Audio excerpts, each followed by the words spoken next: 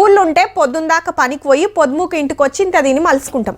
కానీ పనుల మీద పట్నం వస్తే తినాలంటే హోటల్కి పోవాలి, పడుకోవాలంటే లాడ్జులు దేవులాడాలి. 1-2 గంటల పని అయితే చూసుకొని బస్సు ఎక్కుతారు. పని కాకుంటే ఈడనే ఉండి తెల్లారి పని చూసుకుంటారు. కానీ తినాలన్నా పడుకోవాలన్నా పైకం కావాలి. ఉన్నోళ్ళంటే హోటళ్ళకు పోతారు, మరి లేనోళ్ళ పరిస్థితి హాగో. గందుకే ఓ తానా సర్కార్ ఖతర్నాక్ ఇకమతి చేసింది. ఇటు కాక ముడుచుకొని వన్నాడు, అటు ఆ కాక మలుసుకున్నాడు. గీ అన్నైతే నిండుగా ముసుగు పెట్టిండు పో. ఒక్కొక్కరు 2 కప్పుకున్నారు. తక్కున్నదా మరిసాలి. అట్లని ఇల్లు పండుకున్నది ఇంట్లోనో లాడ్జీలనో కాదుల్లో, ఢిల్లీ సర్కార్ పెట్టిన షెల్టర్లల్లా. పనుల మీద రాజధానికి పోయినోళ్లు ఇండ్లు లేని పేదల తిప్పలు తప్పిస్తానికి షీపురు పార్టీ సర్కారు చేసిన ఇకమతిది.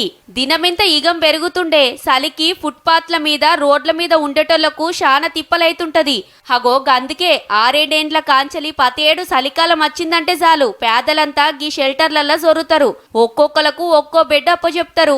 మెత్తటి పరుపులు, ఎచ్చగుండే రగ్గులు, ఎన్నొద్దులైన ఉండొచ్చు. మరి తిండి సంగతి ఏందంటారేమో. सर खाना सुबह शाम आता है और चाय भी 2 टाइम आता है सुबह शाम. అగనట పొద్దుమాపు బువ్వ 2 పుటల షాయసూతొస్తదట. ఇక పొద్దుందాకా ఏమన్నా పనుంటే చూసుకోవాలి, పొద్దుముకొచ్చిడ మలుసుకోవాలి. మునుపు రోడ్ల పక్కకు పడుకుంటే చక్కగా నిద్ర పట్టేది కాదు. ఈడ మంచిగా పడుతుంది అనుకొస్తున్నారు అన్నలు. చలికాలం సొర్రిందంటే చాలు ఆడాడ ఇసొంటి షెల్టర్లు పెడితే అక్కరున్నోళ్ళు ఆడకం చేస్తారన్నట్టు. మంచి ఉపాయమే.